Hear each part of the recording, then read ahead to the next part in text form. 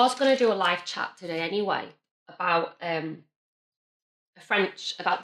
state of French care towards autistic people at the moment, because there's got an article in The Guardian yesterday about it, and a few of my French followers have tagged me in this as well. It's about how they're 50 years behind on this. Anger grows over treatment of autistic children in France and autistic adults as well. Basically, they kind of go along the psychoanalytical Freudian approach of Anne Keyner's original autistic theory of it's the mother's fault. Your kids are autistic because you've got refrigerator mothers, your kids' autistic behaviour. One sec.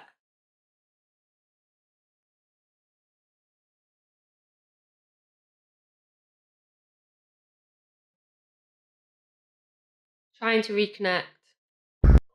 My wireless is gone. I'm going to have to start this again. Right, okay. I know, it's back. Hi, thank you. Don't know what happened. Right, okay.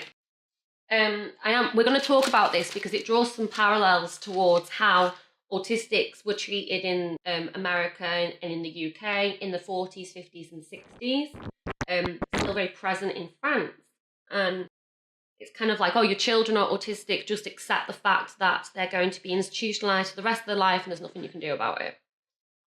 And they use very abusive, trigger warnings all over the place for this live chat, okay?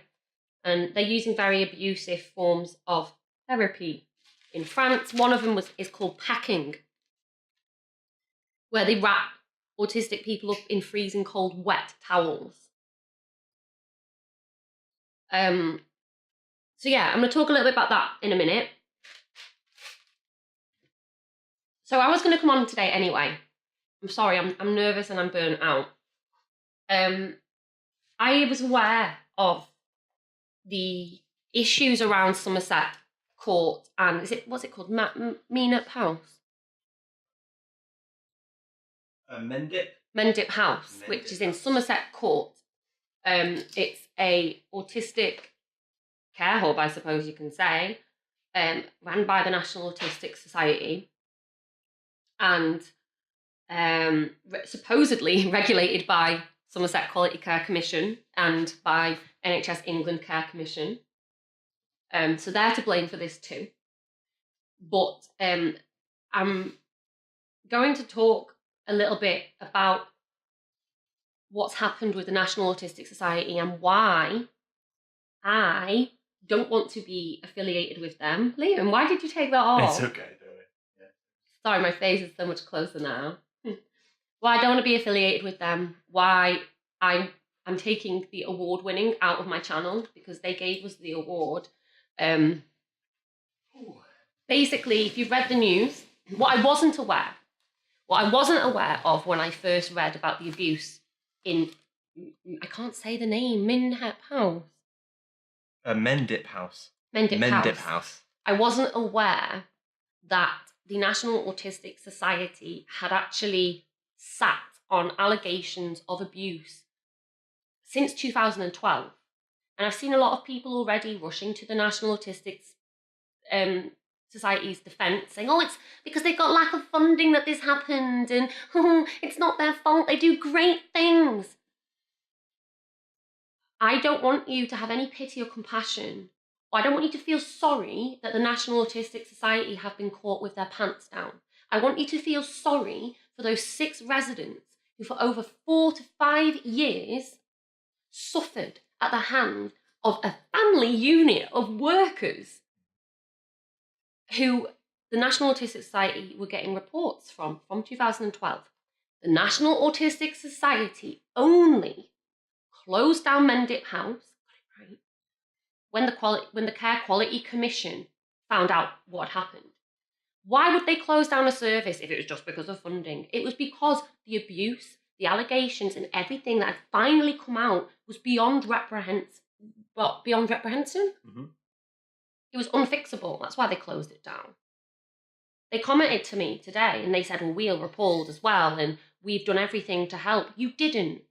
You did everything in your power, actually. We've read through the Somerset Care Commission, me and Liam. You did everything in your power for 4 years to sit on it, to sit on the abuse of autistic adults, and you knew about it. You did your own internal investigations. You didn't notify NHS care commissions, local authorities. You didn't notify the police.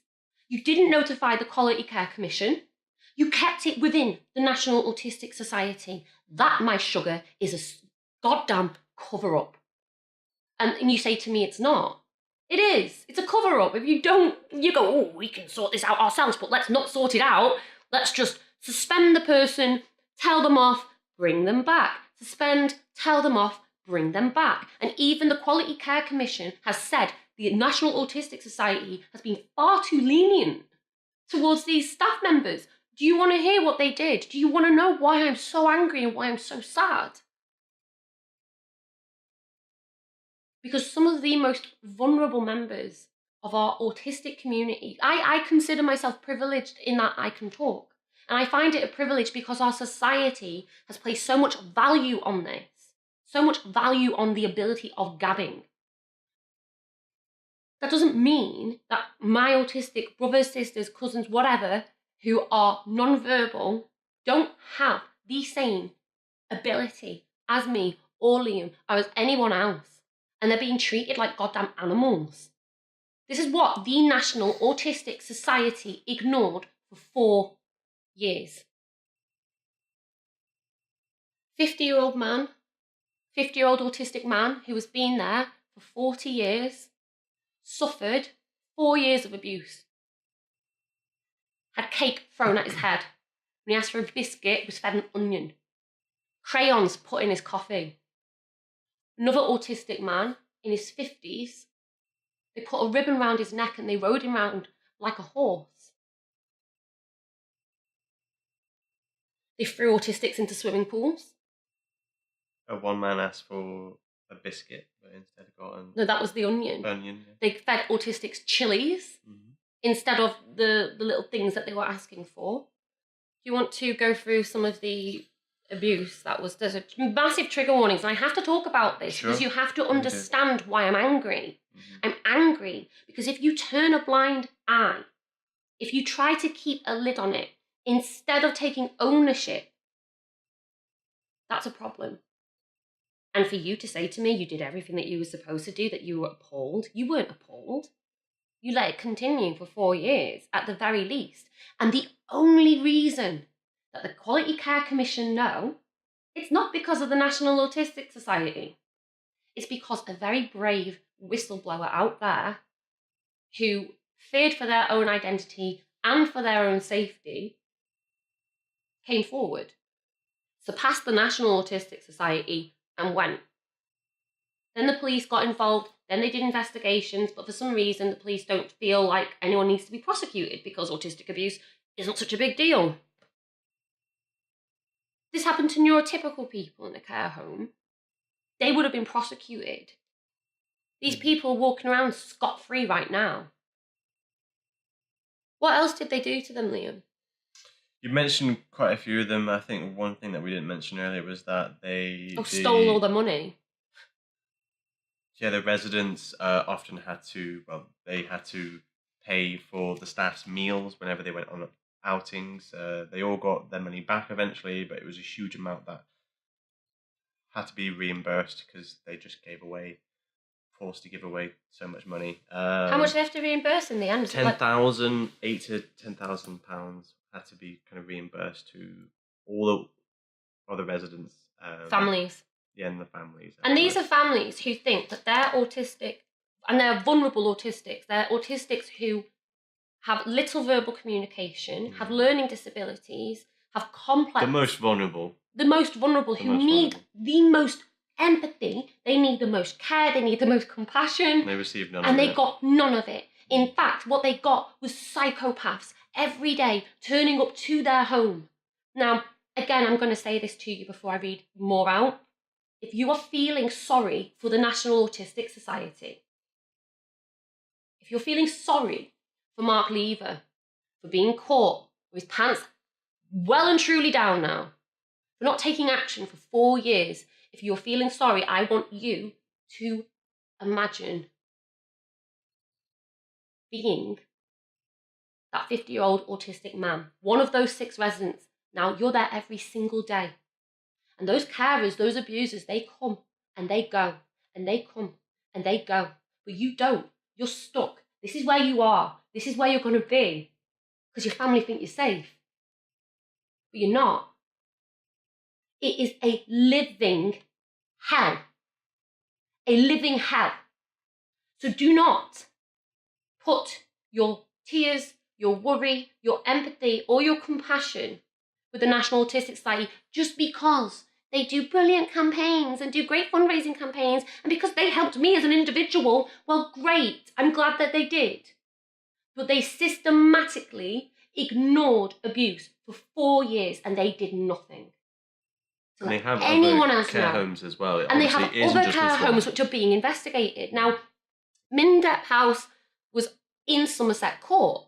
The man who was read around like a horse was in a different building within the court. The problem isn't isolated to Mindep House. The problem is widespread. And I think within the year of 2015 to 2016, 9 National Autistic Society care homes and a couple of schools were reported for abuse and were reported for bullying and harassment of residents. So don't go kidding yourself that, oh, it's good now, it's all sorted now, it's all closed down now. There's some serious questions that need to be asked. And we are allowed to ask this. They have our name in their charity. They have Autistic in there.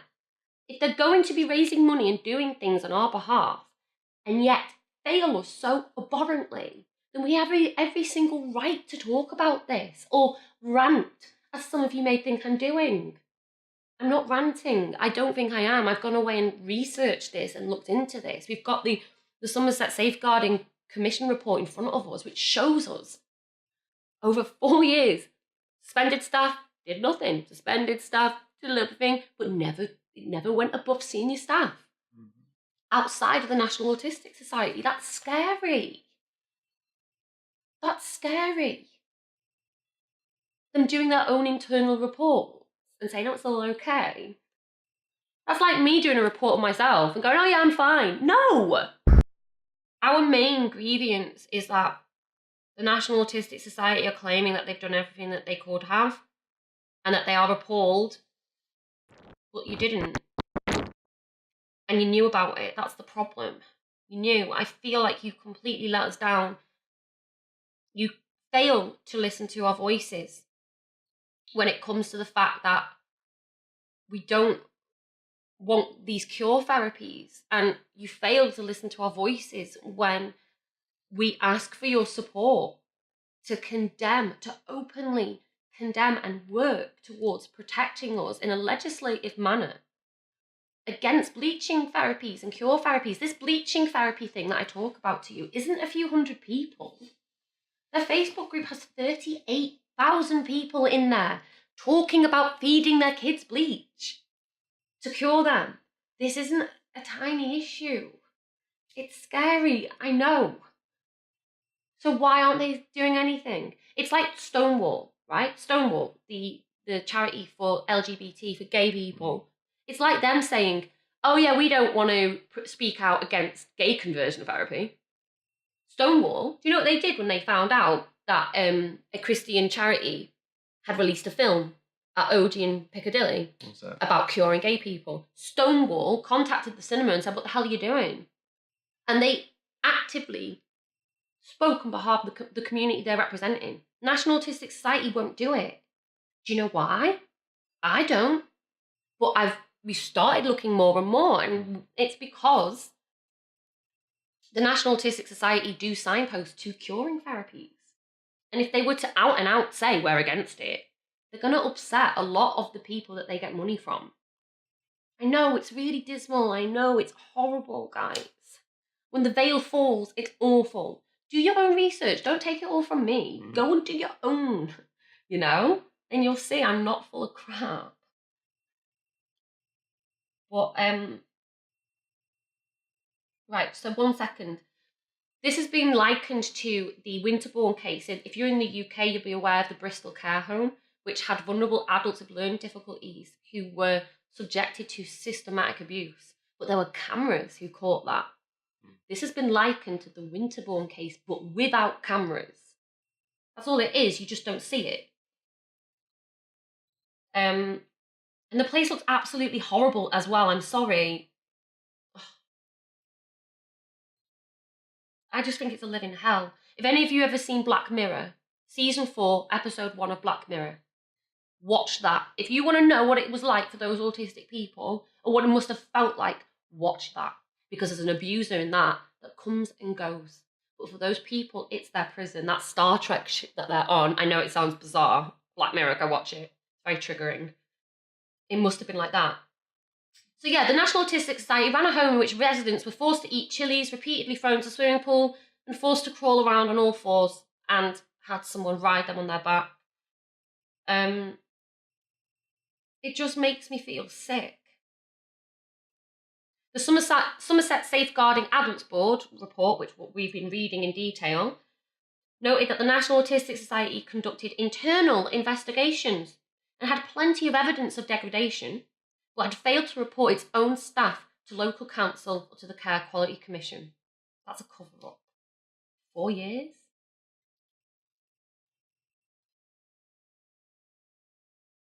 So if you think it's a small problem, oh, it's just a few staff that did it, again, you're wrong. 13 staff members. 13 staff from across managers, carers, and directors.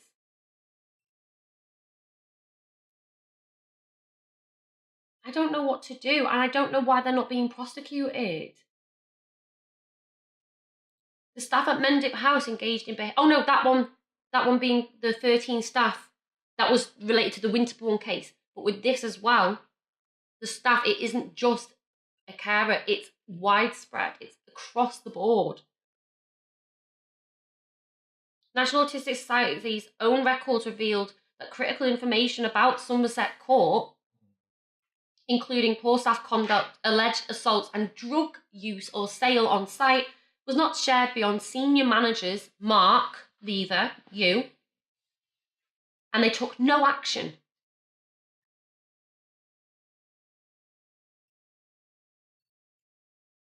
It's remarkable that 5 years after the Winterbourne scandal that took place in England, that these people and the National Autistic Society haven't learned that people aren't going to put up with this anymore, right?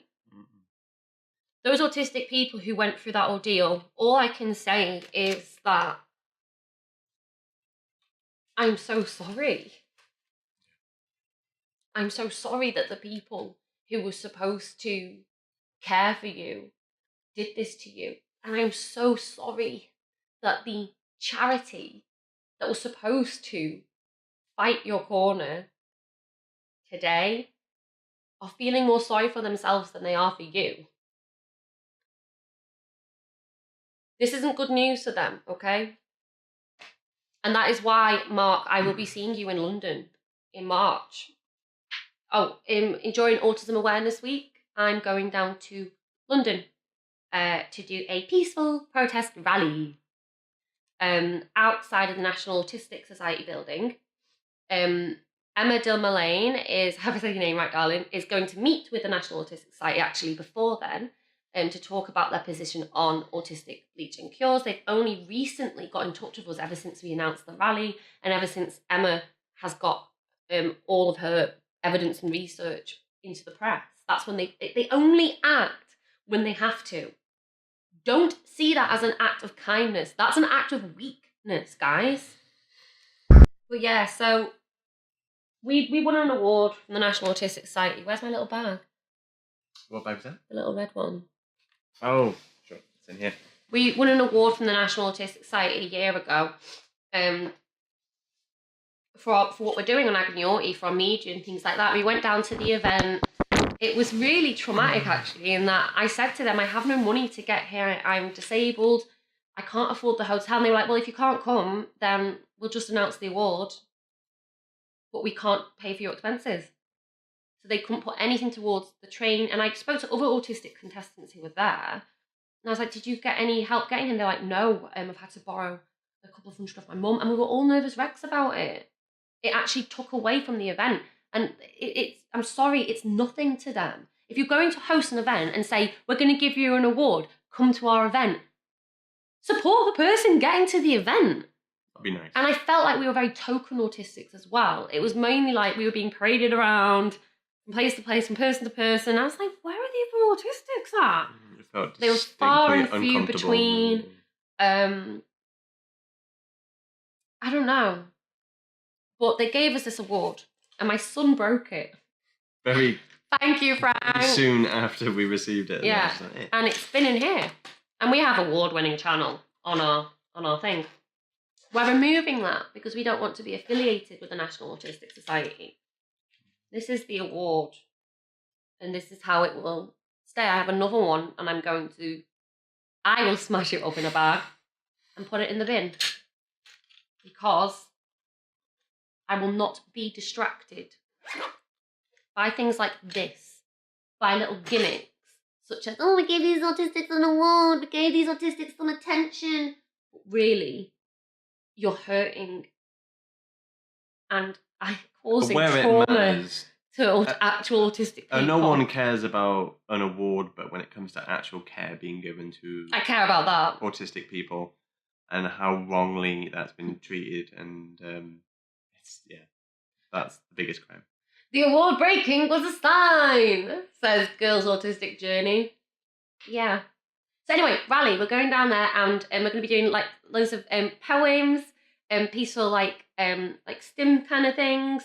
We're going to like have like little banners and stuff, autistic art, autistic speakers, and that's going to happen in March, depending on how the meeting with Emma goes. But I'm so about all of this that unless Mark Mark, challenge for you. Unless Mark Lever, the president of the National Autistic Society, finally agrees to have an open consultation with autistic adults, then I think the peaceful process should definitely continue. I don't think there's anything wrong with it. He refuses to answer our questions. If we take ourselves to the building and sit outside, then maybe they'll come downstairs.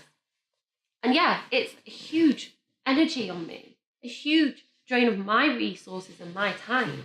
But this person's doesn't seem to be interested. So I feel like there's nothing wrong with being our autistic selves and taking back some of that in a peaceful way. No. That says we don't want to be cured. We're sick of you affiliating with ABA. We're sick of you saying we didn't do an undercover when you did an undercover for 4 years. It's heartbreaking. Anyway, now to move on to more heartbreaking news. France. My French followers who are autistic. We read this yesterday in the newspaper, but we had a few people tagging us. That basically in France, the system and care pathway towards autistic children and adults is like it was in the 1940s, 1950s, 60s. They're institutionalized. We have autistic children who are verbal, actually, being institutionalized because of their meltdowns and stimming behaviors. And it's so crazy because if you follow me and if you listen to my vlogs, you'll know I've been telling you about what stimming is, what sensory aversion is, why we do this, why we do that, and about how as autistics we're very lost because we've not really been taught the best autistic way to deal with it. We've been trying to go off neurotypical models. So it's crazy to see a whole nation of healthcare treating autistics this way. Emmanuel Macron, the president of France, said it was a civilizational crisis. I'll say that again. I think that he said that. I think he chose his words very well. A civilizational crisis. Not, oh, it's a disability crisis. Civilizational. Our human rights are being undermined and threatened with this. Because autistic parents as well, they're having their children taken off, and they'll be actually autistic parents. They'll have their children take off them because they're deemed, oh, you're not fit. It's like me and Liam having Frank taken off us. And autistic people do live in that fear. Disabled people or people with a disability do live in that fear. There was a couple who were wheelchair bound who had their child taken off them in the UK by a social care local authority. They did that. Because they said, well, what if the kid, if something happens, how are you going to help them? So ableist. It's unbelievable. It's about everywhere then. So this happens. This goes on. And sorry, one sec. So yeah, basically children have been regressing as well in care, and the techniques that they've been using on the children have been horrific. Packing. Yeah, wrapping them up in freezing cold towels, leaving them in like crib-like cot cages like they're doing in Greece. This is happening in Greece as well, by the way. We've had amazing autistic advocates in Greece going out to these institutions and sitting in the lobbies and locking themselves to it to try and get the kids out of these cage cages. Crib cages? It's affecting autistic parents because the suicide rate of autistic parents has gone up, because in France the psychoanalysis continues to be applied to autistic children, taught in universities, and what it teaches is that the autistic people are behaving in a way because they have unconscious desires towards their parents. So this is what these psychiatrists believe. This is what a psychiatrist said, okay? Clinical psychiatrist said to the mother of 2 autistic children who were later diagnosed autistic, he said, you only want them to have an autism spectrum condition because you think it's cool. This is in a system where if you are autistic, they will happily put you in an institution. So why would I think it's cool to be autistic? And actually, what I would say to that clinical psychiatrist is, you think I'm cool? You think it's cool to be autistic? Okay, that's strange. I thought you were putting us in hospitals and locking us away and telling parents to get used to the fact that your child will be in an institution for the rest of their life. I'm sorry it hurts you, but that's just the way it is. You cannot do this. You cannot say to us, you are medically ill, and then over-medicate us, over-medicalise us, institutionalise us, and then recognise all of that. And then when we say I'm autistic and take our identity, you say, no, you're not. You just want to be cool. No, you're not. Everyone's a bit autistic. No, you're not. It dispowers us. That's what it does. That's what it does. And what I would have said to that psychiatrist instead is, I'm sorry, darling, but you're going from Freudian psychoanalytical approach. Doesn't that mean that you also have unconscious desires to shag your mum?